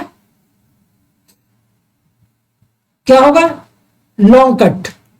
एक ही शॉर्टकट है, लॉन्ग कट। लॉन्ग कट का मतलब read the complete syllabus. Complete syllabus को पढ़िए, जितने भी तरीके के क्वेश्चंस फ्रेम किए जा सकते हैं, जितने भी क्वेश्चंस उस टॉपिक से बन सकते हैं, उसको सोचिए, उसके बारे में आप लोग खुद क्वेश्चंस को फ्रेम कीजिए। आप लोग जो है जब ये करना जान जाओगे तो आप क्वेश्चन जान जाओगे कि एनटीए का पेपर को पैटर्न जो बना रहा है, उस फ्रेम कर रहा है क्वेश्चन को कैसे कर रहा है। मैं आप लोगों को बताऊं, जो अभी अगस्त वाला अटेम्प्ट हुआ था, अगस्त वाले अटेम्प्ट में जो हमारा पेड मॉक टेस्ट था, उस मॉक टेस्ट से जून वाले अटेम्प्ट में जो कैंसिल हो गया था पेपर, उस अटेम्प्ट में जो हमारे पेड मॉक टेस्ट से उससे नियर अबाउट 20 क्वेश्चंस 100 में से 20 questions exact same to same थे एनटीए वाले पेपर में, लेकिन पेपर तो कैंसिल हो गया। आप लोगों को मैंने उस टेलीग्राम एंड व्हाट्सएप चैनल पे उस क्वेश्चंस को शेयर किया गया है, उसका एक्सप्लेनेशन भी बताया गया है, आंसर की क्या है। अब अभी हम लोग जो है इस पेपर को सॉल्व करने के बाद हम लोग जून वाले पेपर जो कैंसिल हो गया था, उस क्वेश्चन पेपर को सॉल्व करेंगे with explanation and solution. Complete 100 question थे, 10 क्वेश्चन आपके रीडिंग कॉम्प्रिहेंशन के होते हैं, उन क्वेश्चंस को छोड़कर हम लोग बाकी 90 क्वेश्चंस को दोनों पेपर के लिए, इस जून के लिए भी, अगस्त वाले हम लोग कर ही रहे हैं और जून वाले पेपर को भी हम लोग करेंगे। ठीक है, तो ये आप लोग देखोगे चीट फंड एक्ट, इस क्वेश्चन को आप लोग सॉल्व करोगे। तो इसलिए मैं कह रहा हूं कि सक्सेस का कोई शॉर्टकट नहीं है, लॉन्ग कट है। आप लोग कंप्लीट सिलेबस पढ़िए, और कोई भी एनटीए नेट 11 का सिलेबस, कोई भी एग्जाम, कोई भी पेड प्लेटफॉर्म आप लोगों को 2 महीने में कंप्लीट नहीं कराने वाला है। ये आपका मिनिमम 6 to 8 मंथ्स लगते हैं, जो है मैंने आप लोगों को क्लियर कट बता दिया है। अगर आप लोग इकोनॉमिक इक्वलाइजर के द्वारा जो भी आप लोगों को पेड मटेरियल्स प्रोवाइड कराए जा रहे हैं या फिर वीडियो लेक्चर्स प्रोवाइड कराए जाए, अगर आप लोग इजिली समझ पा रहे हो, अगर आप लोग नोट्स आप लोग देख रहे हो कि उस लेवल को मैच कर पा रहा है, तो आप लोग विदाउट एनी डिले आप लोग ज्वाइन कर सकते हो। ठीक है, आप लोगों को ये भी बता दिया गया कि अगर आप केवल जून अटेम्प्ट के लिए देना चाहते हो तो इसकी फी को जो है आप लोग 6000 न पे करके 3000 पे करके आप लोग एनटीए नेट जेआरएफ इकोनॉमिक्स के रेगुलर बैच से जुड़ सकते हो। ठीक है, आप लोग केवल एक बार सिलेबस कंप्लीट हो जाने दो, फिर आप लोग देखना पेपर जब एनटीए नेट वाला जो अटेम्प्ट होगा जून वाला, जून 2025 का, फिर आप लोग रियलाइज करना है कि इकोनॉमिक इक्वलाइजर के नोट से आप लोगों को कितने क्वेश्चंस आप लोगों को एग्जाम में डायरेक्ट नहीं इनडायरेक्ट बहुत से क्वेश्चंस आप लोगों को मिलेंगे।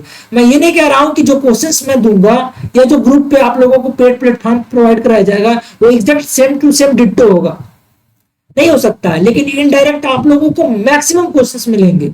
आप लोग एक बार सिलेबस को कंप्लीट हो जाने दो, फिर आप लोग एक बार रियलाइज करोगे, जो लोग पेड प्लेटफॉर्म से जुड़े रहोगे वो लोग रियलाइज करोगे कि हाँ, इसका जो है इकोनॉमिक इक्वलाइजर का जो पेड बैच है वो रियली क्या है, यूटिलिटी है, उसका उसका वर्थ है, उसको आप लोग उससे जुड़ रहे हो तो उसको आपको यूटिलिटी मिल रही है। ठीक है, बाकी आप लोगों के ऊपर है, आप लोगों को लग रहा है कि आप लोग जो है तो जुड़ना चाहिए तो आप लोग जुड़ सकते हो, ये सब आपके ऊपर डिपेंड करता है।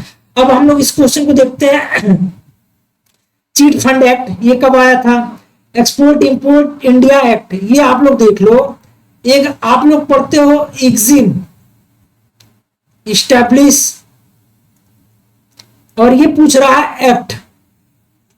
EX मतलब ये हो गया आपका एक्सपोर्ट, और IM का मतलब आपका हो गया इंपोर्ट। ठीक है, ये एक्सपोर्ट इंपोर्ट जब स्टेब्लिश हुआ था तो 1982 में हुआ था, लेकिन जब ये एक्ट आया था तो ये आया था 1981 में। ठीक है, तो आप लोग इसको नोट कर सकते हो। चीट फंड एक्ट जो है आपका आया था 1982 में, export import bank of India act 1981 में, prevention of money laundering act. ये क्वेश्चन भी आप लोगों को, आप लोग टेलीग्राम चैनल पे आप लोग इकोनॉमिक इक्वलाइजर के जाके देख सकते हो। ये इसमें से आप लोगों को ये वाले ऑप्शंस, ये वाले ऑप्शंस, ये वाले ऑप्शंस और ये वाले ऑप्शंस, ये चारों ऑप्शंस के आप लोगों को इंडिविजुअल क्वेश्चंस आप लोगों को टेलीग्राम चैनल पे आप लोग को करना, स्लाइड करना, ऊपर जितने भी क्वेश्चंस हैं, प्रीवियस जितने भी क्वेश्चंस हैं आप लोग जाके देखोगे। अब तो क्वेश्चन नंबर की नंबरिंग दी जाती है, जिससे आप लोगों को ये भी पता चले कि कितने क्वेश्चंस आप लोगों को टेलीग्राम चैनल पे भेजे जा चुके हैं। ठीक है, आप लोग स्लाइड करके देख सकते हो, ये चारों ऑप्शंस के इंडिविजुअल क्वेश्चंस हैं। एक्सपोर्ट इंपोर्ट बैंक कब स्टैब्लिश हुआ था, PMLA एक्ट, ये भी मैंने बताया था, prevention of money laundering act, ये आप लोग देखोगे 2023 के मार्च वाले अटेम्प्ट में भी ये क्वेश्चन आया हुआ है। मार्च 2023 के जो NDRF इकोनॉमिक्स का पेपर हुआ था, इसमें भी ये क्वेश्चन आया हुआ था। ठीक है, prevention of money laundering act कब आया हुआ था? ठीक है, नेशनल हाउसिंग बैंक एक्ट ये भी कब आया हुआ था? ये भी आप लोग इकोनॉमिक इक्वलाइजर के टेलीग्राम चैनल पे आप लोग इसको देख सकते हो। RRB कब एस्टेब्लिश हुआ था, एक्ट कब आई थी, ये भी आप लोग देख सकते हो। ठीक है, तो ये आप लोग इसको देख सकते हो। अब हम लोग इसकी क्रोनोलॉजी की बात किया जाए तो चीट फंड एक्ट 1982 में आया था, export import of India act जो है 1981 में, प्रिवेंशन मनी लॉन्ड्रिंग एक्ट 2002 में आई थी। ठीक है, NHB नेशनल हाउसिंग बैंक ये आपका कब आया था? 1987 में आया था। रीजनल रूरल बैंक्स एक्ट पूछ रहा है तो 1976 में आया था। इसको आप लोग नोट कर सकते हो। RRB 1975-76 एक्ट है, तो ये 1976 में आया था। अब इसको हम लोग क्रोनोलॉजी में अरेंज कर देते हैं, तो सबसे पहले आपका क्या हो जाएगा? ई हो जाएगा। ई के बाद आप लोग का ऑप्शन आप लोग देखोगे, ई के बाद आप लोग देखोगे 1976 के बाद इसमें आप लोग देखोगे तो ये आपका हो गया बी हो गया। ई के बाद बी एक्सपोर्ट इंपोर्ट बैंक, फिर आपका ए हो गया EBA, उसके बाद आपका क्या हो जाएगा? डी हो जाएगा। डी के बाद क्या हो जाएगा? सी हो जाएगा। EBADC, EBADC आपका कौन सा ऑप्शन है? आपका फर्स्ट वाला ऑप्शन है। ये आप लोग देख सकते हो इसको, ये आप लोगों का कंप्लीट हिंदी में एक्सप्लेन, हिंदी में उसका ट्रांसलेशन है क्वेश्चंस का। ये देख लो आप लोग। RRB regional rural bank act 1976, export import India act 1981 में आया था, चीट फंड 1982 में, NHB 1987 में, prevention of money laundering act 2002 में आया था। ये आप लोग देखोगे इसके बारे में रिव्यू है, क्या बताया गया था।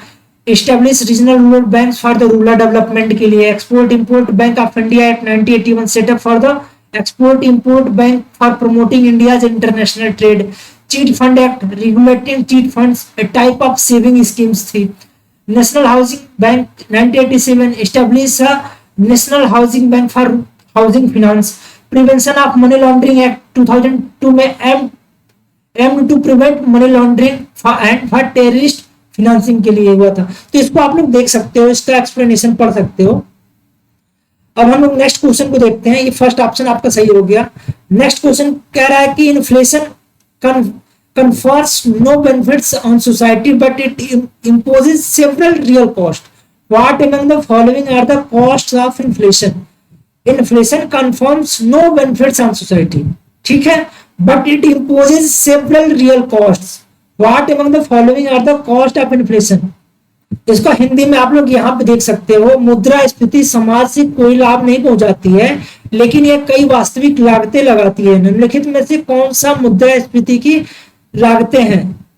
इसमें पूछा गया है कि कौन सी मुद्रास्फीति की लागतें हैं। तो ये आप लोग देखोगे, क्वेश्चन को देखोगे, कह रहा है shoe leather cost associated with the reduced money holding. अब आप लोग को एक कंसेप्ट बता दूं यहाँ पे, शू लेदर कॉस्ट, शू लेदर कॉस्ट का कंसेप्ट क्या है? शू लेदर कॉस्ट के कंसेप्ट के पीछे का रीजन ये है, आप लोग देखोगे कि इसमें ये बताया जाता है शू लेदर कॉस्ट में कि शू मतलब होता है, हम लोग आप लोग जानते हो, जूता, लेदर मतलब चमड़ी का जूता। चमड़े का जूता जो होता है, जब इकोनॉमी में इन्फ्लेशन होती है, इन्फ्लेशन हो रही होती है, इन्फ्लेशन कंटिन्यूसली इंक्रीज कर रही होती है या सस्टेन कर रही होती है, तो जो इंडिविजुअल अपना जो सेविंग्स है वो बैंक में क्या करते हैं, बैंक में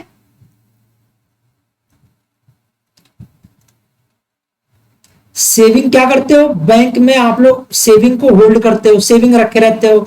तो इन्फ्लेशन होने की वजह से आप लोग जो है बार बार बैंक जाते हो, बार बार जब बैंक जाते हो पैसे निकालने के लिए, मान लो इकोनॉमी में आप बैंक में पैसे को आपने सेविंग में रखा हुआ है, इकोनॉमी में इन्फ्लेशन 5% थी, 5% से इंक्रीज होकर 7% हो गया, फिर 8% हो गया, 9% हो गया या 10% हो गया, कंटिन्यूअसली इंक्रीज कर रहा है या इन्फ्लेशन सस्टेन कर रहा है, बना रह रहा है इकोनॉमी में जो कुछ भी है। तो आप लोग बार बार जब जा रहे हो बैंक से पैसे निकालने, तो आपका क्या होता है, जो चमड़े की जूता है, शू लेदर है, वो क्या होता है, घिस जाता है, इसलिए इसको शू लेदर कॉस्ट बोला जाता है। बार बार बैंक जाने से, आप घर से बैंक जाते हो पैसे निकालने के लिए, तो आपकी चमड़े की जो जूता होती है वो घिस जाती है, इसलिए इसको शू लेदर कॉस्ट कहा जाता है, शू लेदर कॉस्ट का कंसेप्ट दिया जाता है। तो इसलिए shoe leather cost associated with the reduced money holding, yes it is right. Menu cost associated with the more frequent adjustment prices. जो मेन्यू कॉस्ट होता है, आप लोग देखते हो जब प्राइस अल्टर करती है, तो जो भी मेन्यू होते हैं, मेन्यू लिस्ट होती है, उसकी प्राइस चेंज होने की वजह से नया उसको उसकी प्रिंटिंग होती है, प्राइस चेंजेस कराने होते हैं, तो ये भी हो जाएगा। मेन्यू कॉस्ट भी इस क्वेश्चन का क्या हो जाएगा, सही ऑप्शन हो जाएगा। Increased variability of relative prices, as it is also right, ठीक है। Unintended changes in the tax liability due to the non intended of the tax code, yes it is also right. Arbitrary redistribution of wealth associated with the debts, ये भी सही है। तो A B C D आपके चारों option सही हो जाएंगे, दैट इज ऑप्शन नंबर 4। ये आप लोग यहाँ से ऑप्शन हिंदी में इसको पढ़ सकते हो, ये आपका, ये आप लोग इसको देख सकते हो। Shoe leather cost associated with the reduced money holding as people try to minimise cash holding to avoid the loss of purchasing power. Menu cost associated with the more frequent price adjustments, incurring cost for the businesses to update prices, increased variability of relative prices, inflation can lead to price distortion, making it difficult for the consumers and businesses to make informed decisions. Unintended changes in the tax liabilities, non-indexation of tax codes can result in the increased tax burden due to the inflation. Arbitrary redistribution of wealth, inflation can benefit debtors at the expense of creditors as debt values decrease। तो ये आप लोग explanation यहाँ से पढ़ सकते हो। ये राइट ऑप्शन क्या हो जाएगा, 4th। अब हम लोग नेक्स्ट क्वेश्चन को देखते हैं।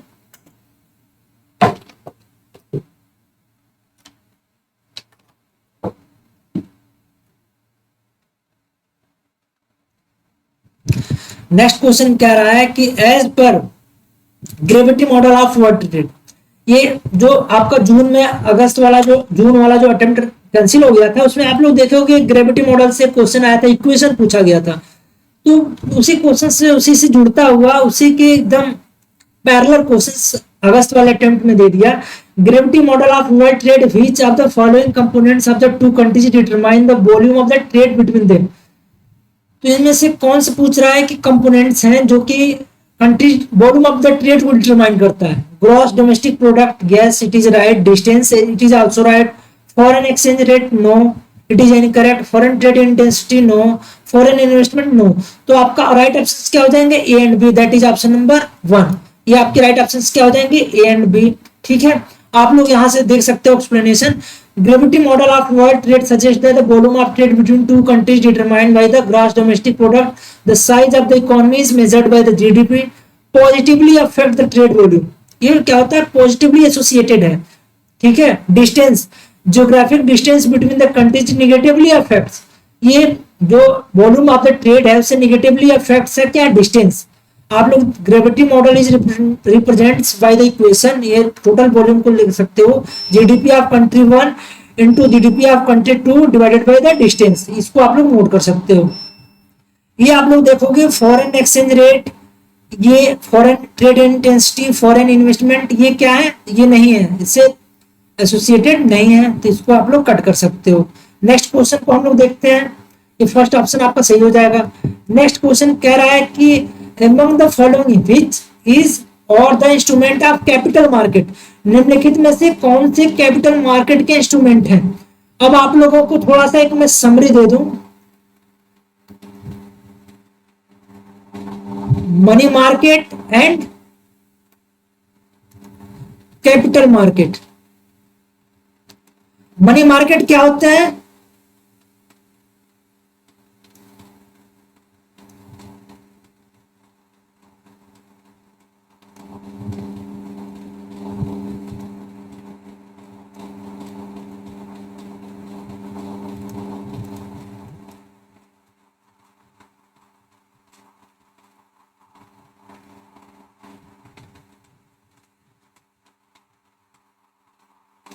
ये इसको आप लोग नोट कर सकते हो। जो मनी मार्केट में आप लोग कैसे पहचान पाओगे कि मनी मार्केट के इंस्ट्रूमेंट है या कैपिटल मार्केट के इंस्ट्रूमेंट है, तो मनी मार्केट की जो गवर्नमेंट सिक्योरिटीज होती हैं,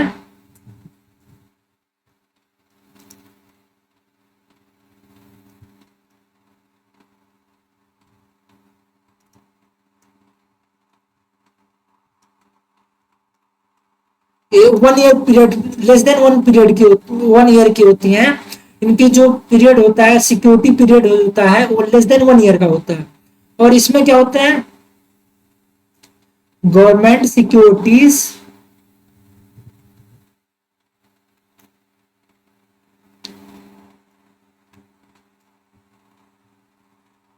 ये अबव 1 ईयर की होती है, ठीक है। तो आप लोग इसमें देख सकते हो मनी मार्केट, गवर्नमेंट मार्केट की सिक्योरिटीज के बारे में क्या होता है। तो इसमें आप लोग देखोगे वेंचर कैपिटल, जब इसके नाम में ही कैपिटल ऐड है तो इसको आप लोग देख सकते हो वेंचर कैपिटल क्या होगा, ये कैपिटल मार्केट के इंस्ट्रूमेंट हो जाएंगे, ठीक है। ट्रेजरी बिल्स, ये आप लोग मनी मार्केट में पढ़ते हो, ये नहीं होगा। Certificate of deposit issued by the commercial bank, ये भी आपका क्या होता है, मनी मार्केट के इंस्ट्रूमेंट होते हैं। ग्लोबल डिपॉजिटरी सिस्टम जीडीआर, ये क्या होता है, कैपिटल मार्केट के इंस्ट्रूमेंट होते हैं, तो ये हो जाएगा। इंटर कारपोरेट डिपॉजिट्स, ये भी आपका क्या होता है, मनी मार्केट का होता है। तो यहाँ पे आपका venture capital and global depository receipts, आपका ए एंड डी जो कि क्या है, सेकंड में है, ये आपका क्या हो जाएगा ये आपका क्या हो जाएगा, कैपिटल मार्केट के इंस्ट्रूमेंट हो जाएंगे। इसको आप लोग नोट कर सकते हो, ये आप लोग यहाँ पे इसका एक्सप्लेनेशन पढ़ सकते हो। वेंचर कैपिटल क्या होता है, long term financing for the startup for the early stage companies. Global depository receipts GDR क्या होते हैं, instrument issued by the company to raise capital from the foreign investors. ये देखो आप लोग treasury bill, short term government securities जो typically वो less than 1 year के होते हैं, वो आपके मनी मार्केट के इंस्ट्रूमेंट हो गए। और जो गवर्नमेंट सिक्योरिटीज जो होते हैं, लॉन्ग टर्म गवर्नमेंट सिक्योरिटीज होता है, जो आपके शॉर्ट टर्म गवर्नमेंट सिक्योरिटीज जो आपके लेस देन 1 ईयर के हो गए, वो आपके क्या हो गए, मनी मार्केट के हो गए। जो आपके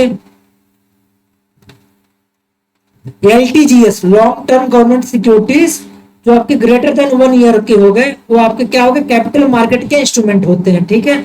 तो certificate of deposits of the commercial bank, ये आप लोग देखोगे लेस देन 1 ईयर होते हैं। ये आप लोग देखोगे बीसीई, ये सब आपके क्या है, लेस देन 1 ईयर है। और आपकी ये क्या है, मनी मार्केट के इंस्ट्रूमेंट है। वेंचर कैपिटल एंड जीडीआर, ये आपके क्या है, कैपिटल मार्केट के इंस्ट्रूमेंट है। तो आप लोग ये देख सकते हो, money market short term instrument typically less than 1 year, liquidity focused होते हैं, लोअर रिस्क होता है। कैपिटल मार्केट में greater than 1 year, higher risk होता है, ठीक है। ग्रोथ एंड इन्वेस्टमेंट होता है। एग्जांपल में क्या आप लोग देख लो, स्टॉक होते हैं, बॉन्ड होते हैं, डिवेंचर्स होते हैं। म्यूचुअल फंड्स हो गए, डेरिवेटिव्स हो गए, ये आपके सब कैपिटल मार्केट के आप लोग एग्जांपल्स इसमें आप लोग देख सकते हो। स्टॉक हो गए, डिवेंचर्स हो गए, ठीक है, बॉन्ड्स हो गए, ठीक है, आपके डेरिवेटिव्स हो गए, म्यूचुअल फंड्स हो गए, ये सब आपके क्या हो गए, कैपिटल मार्केट के इंस्ट्रूमेंट हो गए। अब हम लोग नेक्स्ट क्वेश्चन को देखते हैं। इसमें आप लोग देखोगे मैचिंग आ गया है, तो हम लोग जो है मैचिंग के भी ट्रू फॉल्स, क्रोनोलॉजी, जो भी हम लोग का रेगुलर बैच होगा उसमें सारे तरीके के जितने भी क्वेश्चंस फ्रेम किए जा सकते हैं उसके सारे बारे, उन सारे क्वेश्चंस को हम लोग रेगुलर बैच में पढ़ेंगे। एंडोजीनियस वेरिएबल्स, अब आप लोग देखोगे significance of auto correlation coefficient, नहीं, endogenous variable. Simultaneous equation, yes, endogenous variable क्या होता है, साइमल्टेनियस इक्वेशन। अब आप लोग देखोगे एंडोजीनियस जो जीनस वेरिएबल होता है,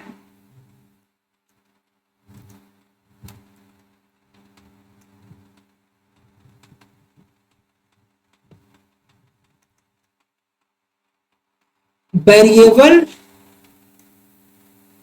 of facts with in the system, वो क्या होता है, एंडोजीनियस वेरिएबल होते हैं। और एंडोजीनियस वेरिएबल्स किस में होते हैं, endogenous variables are studies under the simultaneous equation. तो साइमल्टेनियस इक्वेशन के अंदर इनको एंडोजीनियस वेरिएबल को हम लोग स्टडी करते हैं। तो ये इसका हो जाएगा सेकंड। काउंट आर स्क्वायर, इसको हम लोग जो है गुडनेस ऑफ फिट भी पढ़ते हैं। गुडनेस ऑफ फिट आप लोग पढ़े होंगे, जब इकोनोमेट्रिक्स आप लोग पढ़ते हो तो उसमें R square goodness of fit पढ़ते हो, उसमें आर स्क्वायर आप लोग ये भी पढ़ते हो कि जो है जब आप लोग रिग्रेशन मॉडल्स पढ़ते हो तो उसमें देखते हो कि इंडिपेंडेंट वेरिएबल्स होता है, डिपेंडेंट वेरिएबल्स को कितने परसेंटेज डिफाइन कर पा रहा है, तो उसको भी आर स्क्वायर को मेजर करता है। तो यहाँ पे आप लोग देखोगे आपका आर स्क्वायर कहाँ पे आएगा, मैच करेगा, इसमें देखना है। तो आर स्क्वायर को हम लोग कहाँ पढ़ते हैं, आर स्क्वायर को हम लोग पढ़ते हैं लॉजिक रिग्रेशन में, ठीक है। और स्क्वायर को हम लोग पढ़ते हैं लॉजिक रिग्रेशन में और स्क्वायर को पढ़ते हैं। एल्जन बॉक्स स्टैटिक्स, ये किसमें हम लोग का पढ़ता है, significance of auto correlation coefficient for the time series data के लिए एल्जन बॉक्स स्टैटिक्स को significance of auto correlation coefficient for the time series data को स्टडी करने के लिए हम लोग जो है इसको पढ़ते हैं। इसका ये मैचिंग हो जाएगा significance of auto correlation coefficient. List square dummy variable, अब जो आप लोग एलएसडीबी मॉडल पढ़ते हो, लिस्ट स्क्वायर डमी वेरिएबल्स आप लोग देखते हैं, हम लोग एलएसडीबी मॉडल यूज करते हैं। उसमें जो है हम लोग बाइनरी डिजिट 0 या 1 को जो है वो डमी इंक्लूड करते हैं, जिससे कि हम लोग जो है उसका इंडिविजुअल इफेक्ट्स को कंसीडर करने के लिए एलएसडीबी मॉडल को हम लोग क्या करते हैं, अपने मॉडल में इंजेक्ट करते हैं। एलएसडीबी मॉडल को में हम लोग इंडिविजुअल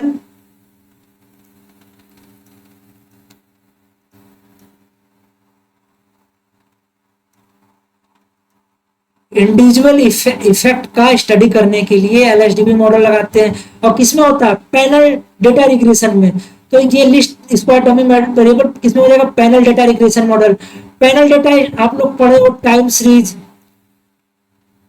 डेटा, दूसरा होता है cross section data. Time series data में हम लोग क्या पढ़ते हैं, टाइम सीरीज डेटा में आप लोग पढ़ते हो कि जो है एक पर्टिकुलर वेरिएबल्स का, एक मान लो हम लोग को पढ़ना है, जैसे इसमें हम लोग एफडीआई को लेते हैं, एफडीआई को 1991 से लेके 1999 तक या 2000 तक हम लोग स्टडी करते हैं। एक एफडीआई का फॉरेन डायरेक्ट इन्वेस्टमेंट क्या है 1991 से लेके 2000 तक, ये हमारा क्या हो जाएगा, time series analysis. Cross section क्या हो जाएगा, डिफरेंट वेरिएबल्स को एक पर्टिकुलर पीरियड में, जैसे अगर हम लोग देख लें, इसमें हम लोग ले लें इन्फ्लेशन को ले लें, ठीक है, हम लोग जो है इन्फ्लेशन को ले लें, एक्सचेंज रेट को ले लें, ठीक है, inflation, exchange rate, growth rate, ठीक है,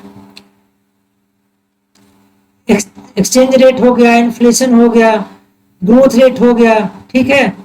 इसको अगर डिफरेंट वेरिएबल्स को एक पर्टिकुलर, मान लो 1991 में अगर आप स्टडी करते हो, डिफरेंट वेरिएबल्स का एक पर्टिकुलर पीरियड ऑफ टाइम में स्टडी करते हो, तो उसको हम लोग क्रॉस सेक्शनल स्टडी करते हैं। लेकिन जब time series and cross sectional दोनों को आप लोग डिफरेंट वेरिएबल्स को डिफरेंट टाइम पीरियड में स्टडी किया जाता है, तो उसको हम लोग क्या बोलते हैं, पैनल डेटा एनालिसिस कहते हैं। तो जैसे मान लो अगर हम लोग एफडीआई को अगर हम ले लें, जैसे अगर एफडीआई हमारा है डिपेंडेंट वेरिएबल, इंडिपेंडेंट वेरिएबल्स में हमारा अगर ग्रोथ रेट आ गया, इसमें आपका जो है ग्रोथ रेट आ गया, इसमें आपका जो है एक्सचेंज रेट आ गया, इसमें आपका जो है आपका इन्फ्लेशन आ गया, तो डिफरेंट वेरिएबल्स का जो है हम लोग स्टडी करते हैं पैनल डेटा में डिफरेंट पीरियड ऑफ टाइम में। तो उसको हम लोग यहाँ पे आप लोग देखोगे ये क्या है, हम लोग का रिग्रेशन है। यहाँ हमारा एफडीआई क्या है, एफडीआई हमारा क्या है, एफडीआई हमारा dependent variable, growth rate, exchange rate, ये आप लोग इन्फ्लेशन रेट, ये हम लोग का क्या हो गया, इंडिपेंडेंट वेरिएबल्स हैं। तो ये हम लोग इसमें पैनल डेटा रिग्रेशन में हम लोग क्या होता है, आप लोग देखोगे पैनल डेटा रिग्रेशन में डिफरेंट वेरिएबल्स का डिफरेंट टाइम पीरियड में स्टडी करते हैं, उसको हम लोग पैनल डेटा रिग्रेशन बोलते हैं। टाइम सीरीज आपका एक डिफरेंट टाइम सीरीज में एक पर्टिकुलर वेरिएबल्स का डिफरेंट टाइम पीरियड में स्टडी किया जाता है, क्रॉस सेक्शनल में डिफरेंट वेरिएबल्स का एक पर्टिकुलर पीरियड ऑफ टाइम में स्टडी किया जाता है, और टाइम सीरीज और क्रॉस सेक्शन दोनों को आप लोग एक साथ स्टडी करते हो तो उसको हम लोग पैनल डेटा बोलते हैं। और ये क्या हो जाएगा, लिस्ट स्क्वायर डमी वेरिएबल, जो हम लोग इंडिविजुअल इफेक्ट को जो हम लोग बाइनरी ऐड करते हैं, बाइनरी डिजिट जैसे 0 या 1 को कंसीडर करके किसी पर्टिकुलर फॉर्म्स को या किसी पर्टिकुलर वेरिएबल्स को हम लोग क्या करते हैं, डमी कंसीडर करते हैं। डमी वेरिएबल्स इंजेक्ट करके उस पर्टिकुलर वेरिएबल्स का इफेक्ट देखते हैं कि किस तरीके का इफेक्ट है, हमारा डिपेंडेंट वेरिएबल्स में किस तरीके का इफेक्ट है। तो ये list square dummy variable model हमारा क्या हो जाएगा, पैनल डेटा रिग्रेशन। अब इसको मैच करोगे आप लोग तो ए का क्या हो जाएगा, साइमल्टेनियस इक्वेशन, ए का दूसरा, ये हम लोग का ए का दूसरा हो जाएगा, आपका हो जाएगा ए का दूसरा, बी का क्या हो जाएगा काउंट स्क्वायर, बी का आपका क्या हो जाएगा चौथा, बी का चौथा हो गया, सी का क्या हो गया पहला हो गया, डी का क्या हो गया, डी का तीसरा हो गया। तब इसको आप लोग मैच करोगे, ए का दूसरा बी का चौथा, ए का दूसरा बी का चौथा, यहाँ पे सी का पहला डी का थर्ड, तो ये आपका फोर्थ वाला ऑप्शन क्या हो जाएगा, सही हो जाएगा। इसको आप लोग देखोगे तो फोर्थ वाला ऑप्शन आप लोगों का क्या हो जाएगा, यहां से आप लोग एक्सप्लेनेशन पढ़ सकते हो। यहाँ पे देखो एंडोजेनियस वेरिएबल्स, साइमल्टेनियस इक्वेशन में endogenous variables are those influenced by the factors within the system often requiring simultaneous equation model. Count R square logic regression में measure the goodness of fit count data models commonly used in the logic regression. Algeng-Dox static significance of autocorrelation coefficient test for the autocorrelation in the time series data की study करने के लिए। LSDB variable model panel data regression, LSDB variable models are often used in the panel data regression. तो ये आप लोग वहां से एक्सप्लेनेशन इसका पढ़ सकते हो।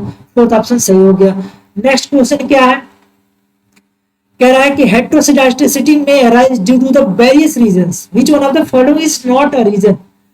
जो हेटेरोजिडाइसिटी है, विषम लैंगिकता विभिन्न कारणों से उत्पन्न हो सकती है, निम्नलिखित में से कौन सा एक कारक नहीं है। इसमें पूछा जा रहा है कौन सा एक कारक नहीं है। एक्सट्रीमली लो और high values of X Y coordinates in the data set, ये है नहीं है पूछ रहा है, तो इसको हटा दो। Incorrect specification of the function form the model, ये भी है, ये भी हटा दो। Incorrect transformation of the variables, ये भी है, इसको भी हटा दो। Correlation of the variables over time, ये नहीं है पूछा जा रहा है, तो बी आपका सेकंड ऑप्शन सही हो जाएगा, that is option number 2। Option number 2 आपका सही हो जाएगा। और ये आप इसका एक्सप्लेनेशन आप लोग पढ़ सकते हो। Heteroscedasticity refers to the non constant variable variance in the error term. Heteroscedasticity जो है आपका refers to the non constant variance in the error terms of a regression model.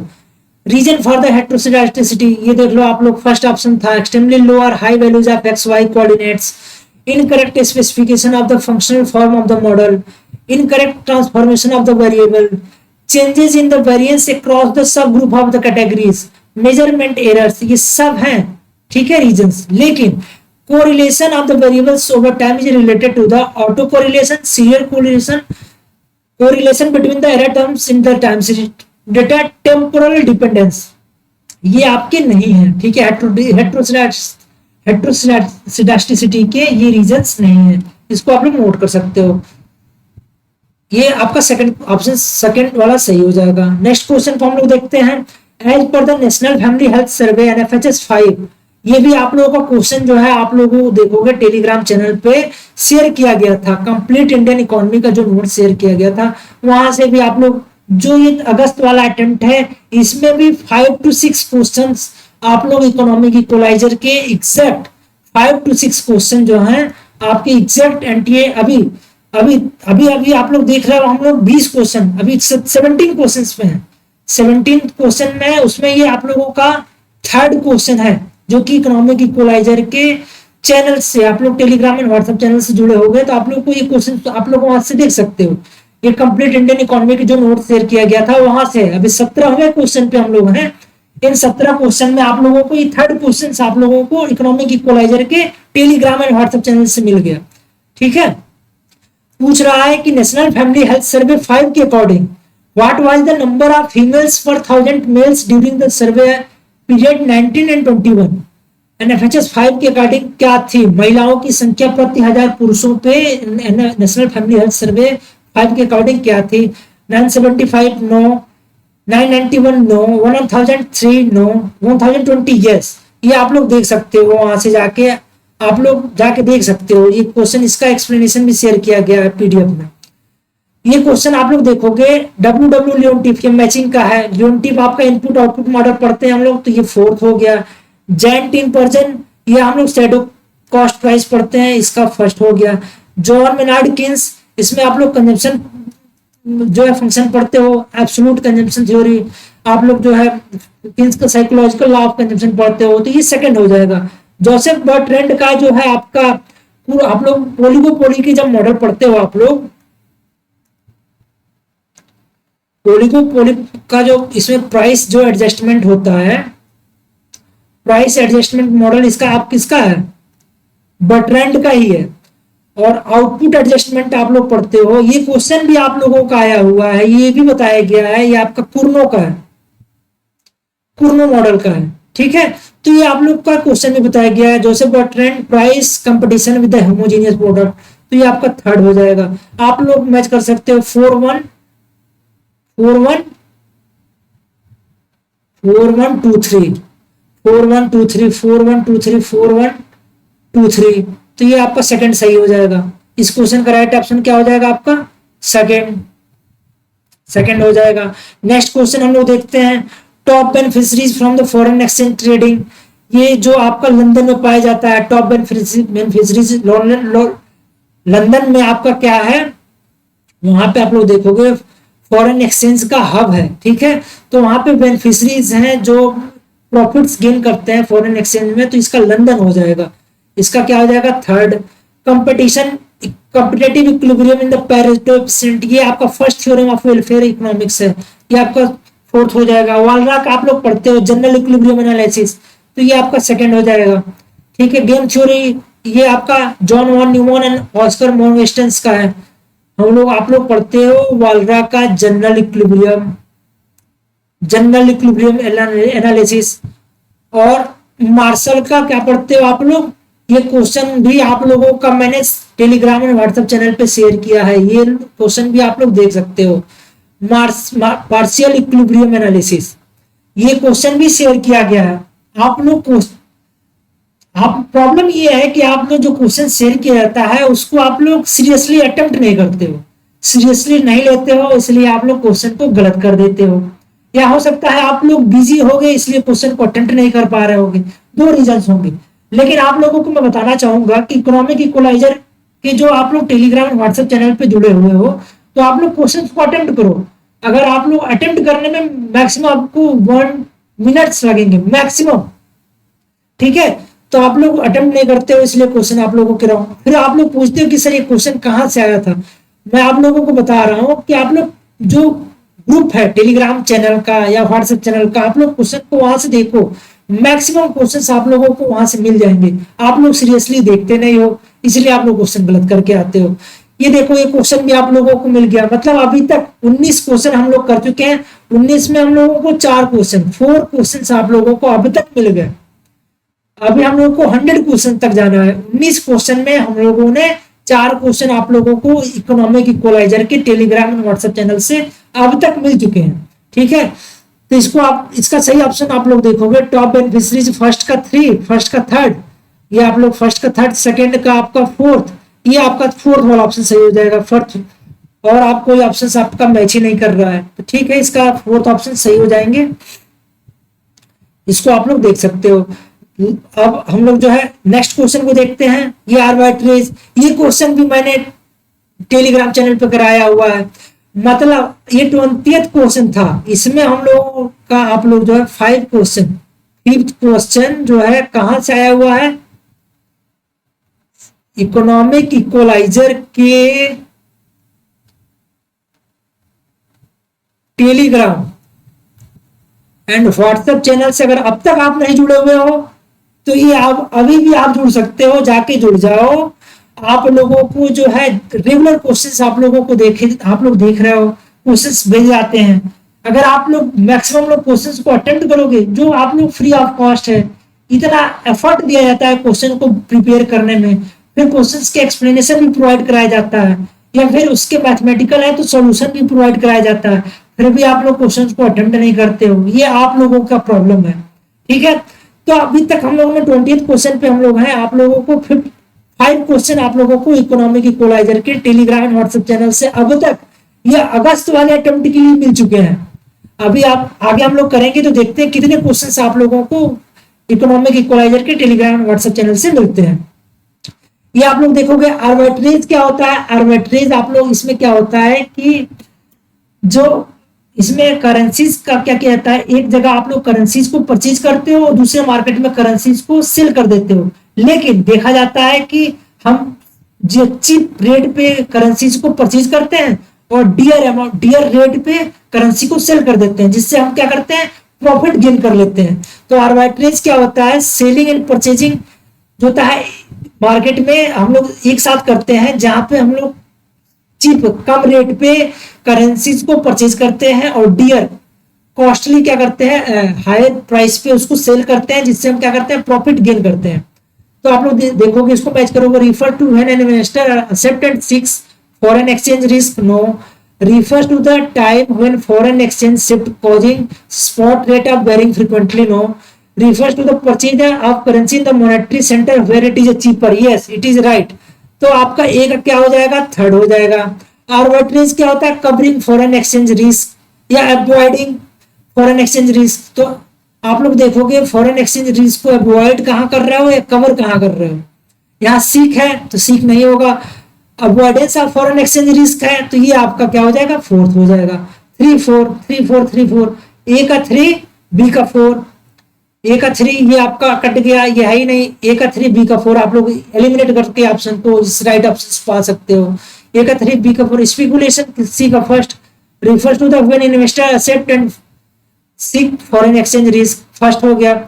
Foreign exchange risk क्या हो गया, डी का second, refers to the time when foreign exchange shift causing the spot rate of very frequently, तो ये आपका right option क्या हो जाएगा, फर्स्ट हो जाएगा।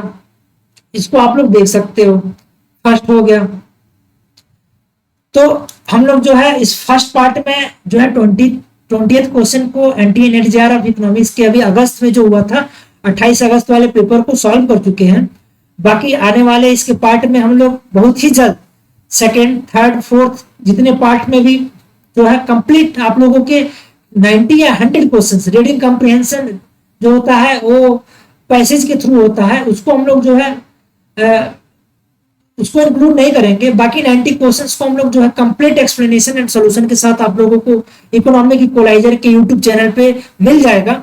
और बाकी आप लोगों को कंप्लीट पीपीटी का पीडीएफ जब हम लोग कंप्लीट 90 क्वेश्चंस कर चुके होंगे तो ये टेलीग्राम चैनल व्हाट्सएप चैनल पे with explanation and solution share कर दिया जाएगा। तो आप लोग जो है टेलीग्राम एंड व्हाट्सएप चैनल का लिंक आप लोगों को स्क्रीन पे दिख रहा है, आप लोग जो है वहां से आके आप लोग इसके थ्रू जुड़ सकते हो।